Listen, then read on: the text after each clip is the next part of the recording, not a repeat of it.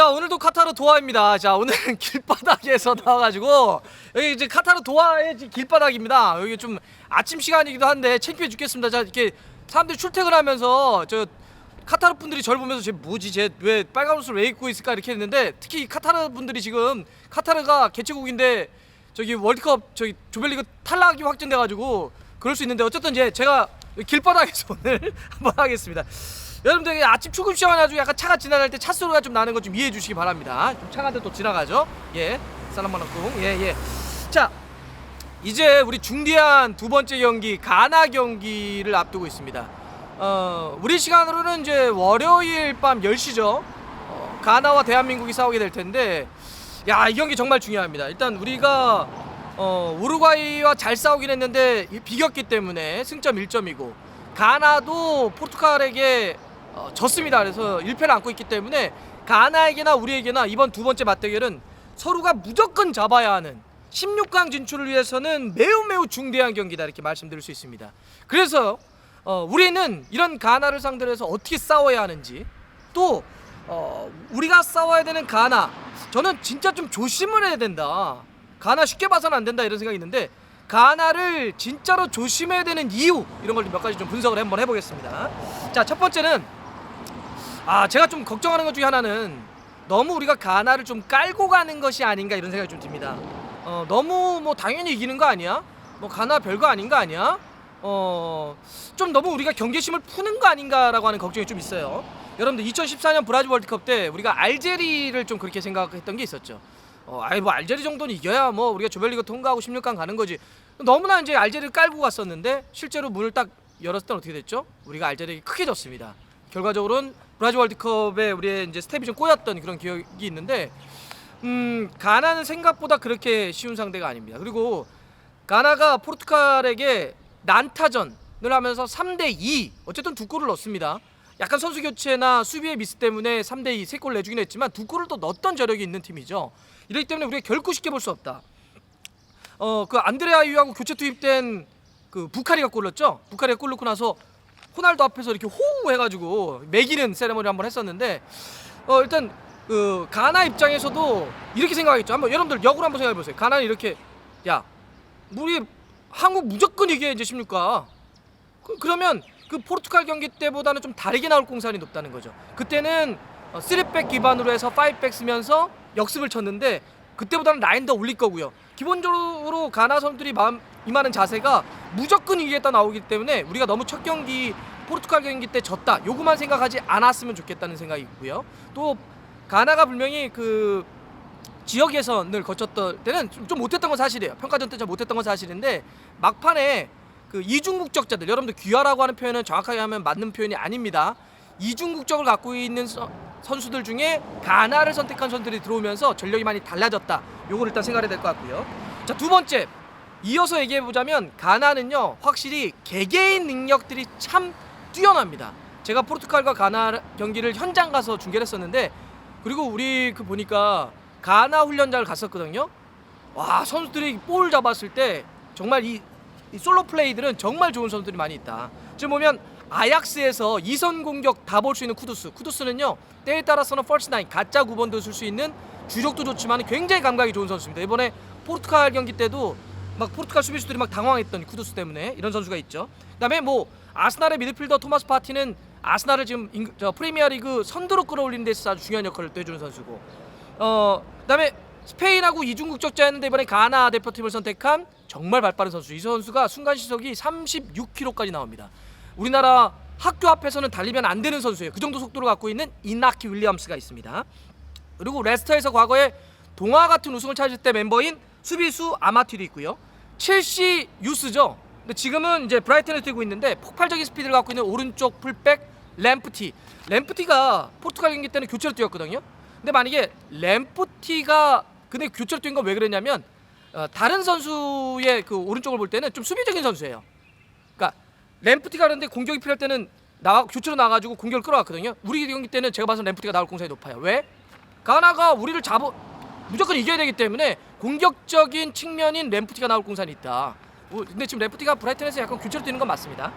자, 그리고 독일 프라이부르크에서 진짜 지금 잘해주는 선수잖아요. 가나 대표팀의 공격의 어떤 활로를 풀어주는 선수가 또 있습니다.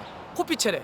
이 멤버의 개개인들이 정말 좋기 때문에 이 개개인들 우리가 쉽게 볼 수 없다라고 하는 게 두 번째고요. 자, 세 번째는 가나가 이번 월드컵에 임하는 집중력이 달라요. 예. 확실히 뭔가 막 다 던지겠다는 마음이 상당히 많이 준비되어 있는 것 같은데, 안드레 아이유가 여기 와서 뛰고 있는 거 아십니까?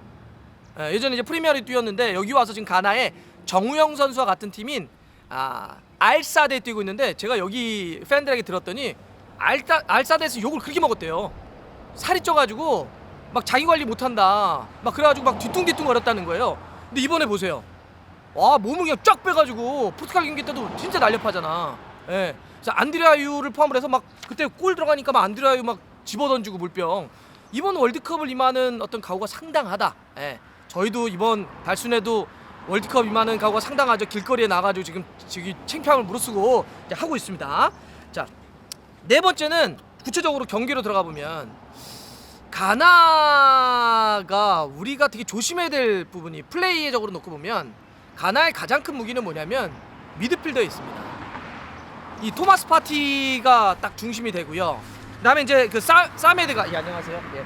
제가 아주 사메드, 토마스 파티가 이렇게 딱 있고, 그 앞쪽에 쿠두스가 쓰는데 여기 삼각형 구도의 미드필더 라인에 안드레 아이유가, 우리가 옛날에는 그랬잖아요.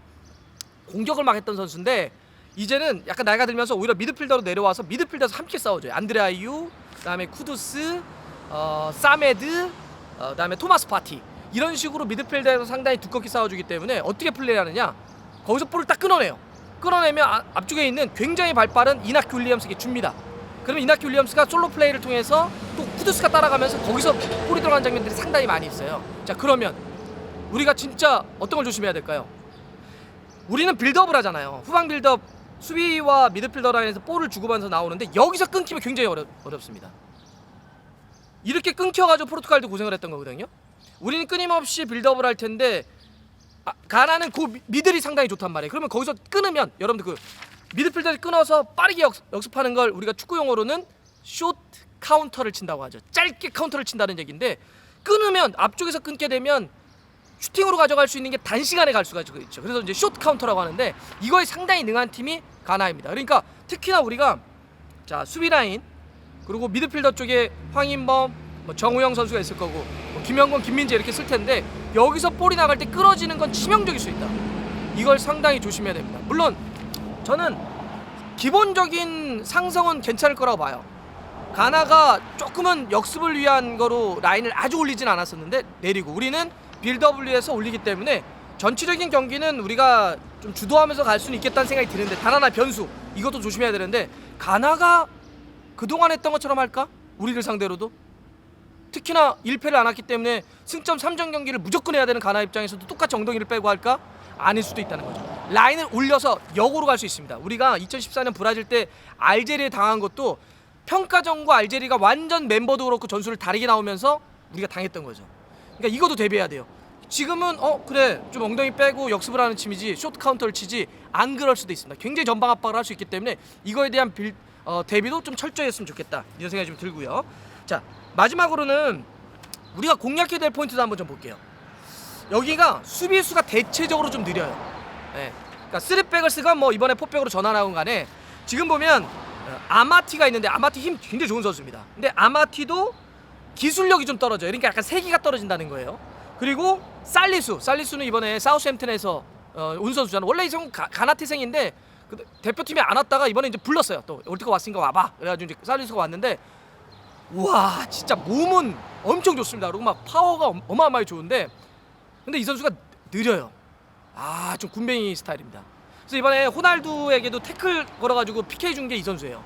그리고 돌아뜰 때 굉장히 느려요. 아마티는 발기술이 좀 떨어지고, 그러니까 세기가 좀 부족하단 말이에요. 살리수는 좀 느리고, 그래서 지금 사우스햄튼이 19위잖아요. 그래서 이제 그러기 때문에 우리로서는 살리수의 뒷공간을 치는, 그러니까 이게 좋을 것 같아. 조규성 선수가 나와서 살리수와 계속 비벼주는 거예요. 싸워주는 거지. 그러면 이제 아마티도 막 싸울 거 아니에요. 조규성 선수가 힘이 좋으니까. 그랬을 때 발 빠른 선수들이 뒤로 빠져들어가는, 느려요. 분명히 느립니다. 그래서 뭐 손흥민이라든지 나상호라든지, 아니면 황희찬 나올 수 있나? 나왔으면 좋겠는데 지금 계속 몸을 안 두고 있다가 황희찬이라든지, 하여튼 이런 발 빠른 선수들이 좀 빠져 들어가가지고 한다면 기회는 올 수 있다. 하지만 말씀드렸던 것처럼 가나 쉽게 봐서는 안 됩니다. 그리고 지금까지 우리가 했던 것하고는 다르게 나올 공산이 있다. 그러니 진짜 우리가 가나는 조심하되, 하지만 잘 싸울 수 있습니다. 제가 이긴다는 얘기는 안 했습니다.